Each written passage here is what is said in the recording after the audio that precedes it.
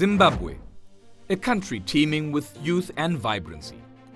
Much like the rest of Africa, its biggest population is the tomorrow generation, a youthful demographic waiting to explore themselves, waiting to discover their strengths, and certainly enthusiastic to tell their own stories.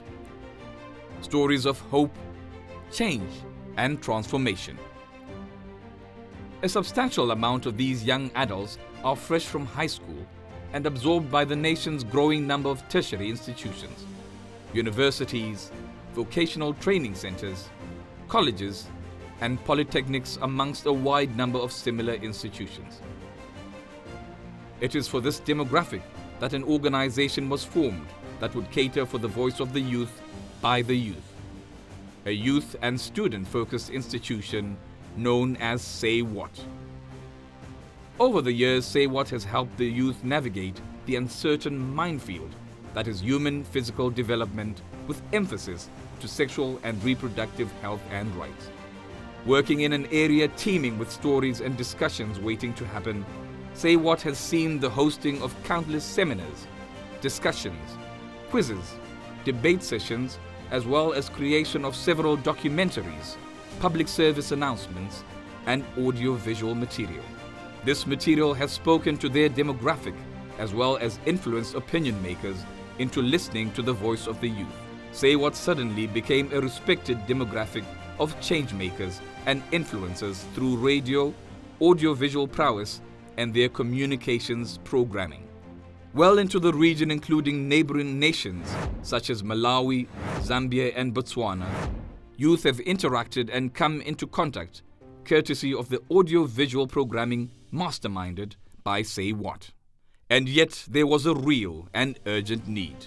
While the platforms through which students could speak and act continued to grow, the Saywhat thrust to speak and be creative in an unbridled manner continued to be stifled by one thing. They did not have a home of their own. They did not have a creative studio and broadcasting hub. The growth of their communications system meant that they had to rely on unsuitable spaces to launch their audio-visual program. Indeed, their inaugural university's quiz had to be produced and broadcast from a makeshift studio after converting a general boardroom into a production house. We are back, and this is the final segment of the Best of the University's Quiz Challenge. The depth of the quiz was phenomenal. The product itself was, however, far from being as majestic as the programming. The organization had to find a new home, eventually settling for a studio hired from a media house based in the capital Harare in a number of their debates and quizzes. While the result was crisp and perfect, this was the most telling sign to Saywhat that they now absolutely needed a production studio and home of their own. A hub of innovation, communication, and media growth that would not only be a home for their programs and messaging, but a theater of dreams for every student hoping to trailblaze in the world of infinite opportunities that is media and communications.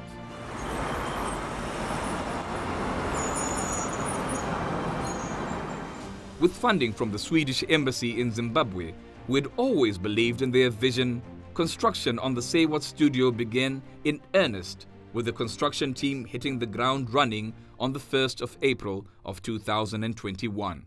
While it was a grand affair and the start of a process that would culminate in the realization of a dream come true for the students and Saywhat, there was one challenge: time.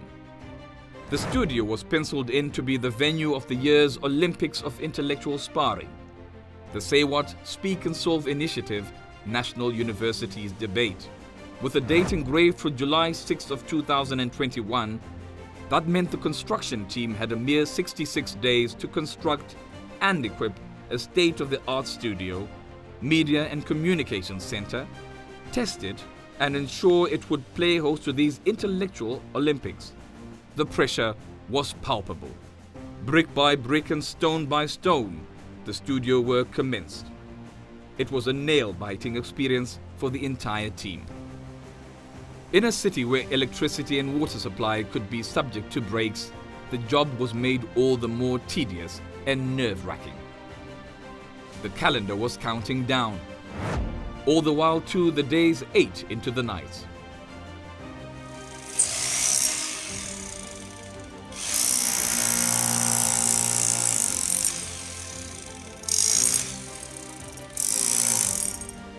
With every breath, the team moved closer to D-Day. A day that would either be one to mark success or absolute failure. The die was cast, the odds stacked against them. The solution was to defy nature and work around the clock. Every minute and second counted. The construction team would labor, tire, often even take short naps, with a view to completing the task at hand and making sure the debut project would successfully be held in this new home. This theatre of creative and storytelling dreams.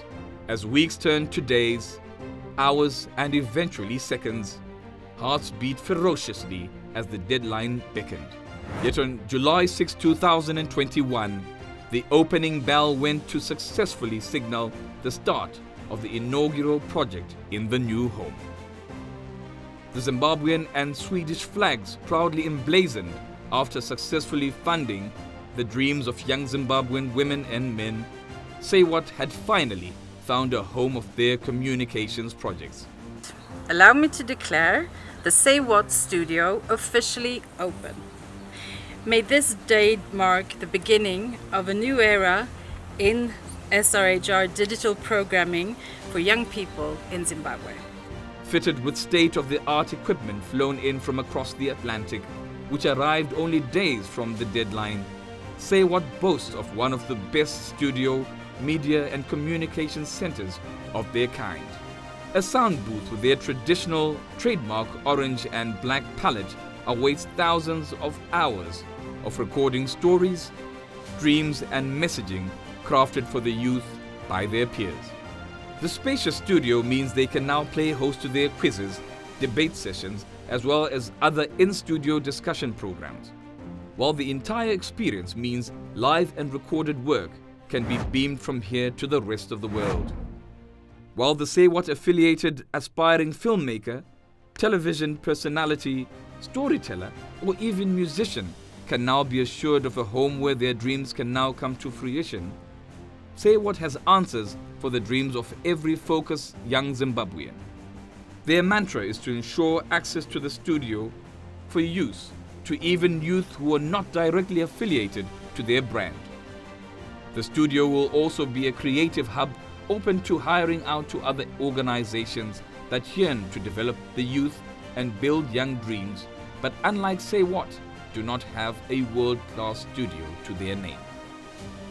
And more poignant is that with expansion into the region and beyond, this studio is a resource center not only for the young Zimbabwean student or youth in Lupane, Gwanda, Binga, Muzarabani, Chinoi, Mashingo, and anywhere within Zimbabwe's frontiers, but also the region and beyond.